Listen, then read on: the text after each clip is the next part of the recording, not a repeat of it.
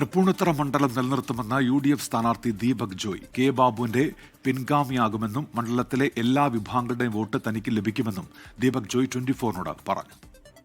തൃപ്പൂണിത്തുറയിൽ വലിയ വിജയം UDF-നുണ്ടാവും.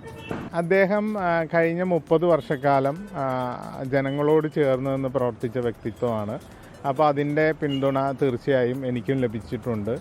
അവിടുത്തെ പ്രവർത്തനങ്ങളിലും അത് റിഫ്ലക്റ്റ് ചെയ്തിട്ടുണ്ട്.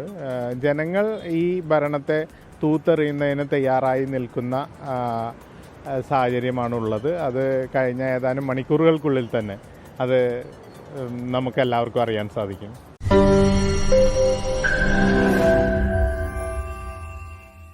ലോകത്തെവിടെയായാലും ഏത് സമയത്തും 24 വാർത്തകളും ഓഗ്മെന്റഡ് റിയാലിറ്റി പാക്കേജുകളും എക്സ്പ്ലെയിനറുകളും വിശദമായി കാണാൻ ഞങ്ങളുടെ YouTube ചാനൽ നിങ്ങൾക്ക് സബ്സ്ക്രൈബ് ചെയ്യാം.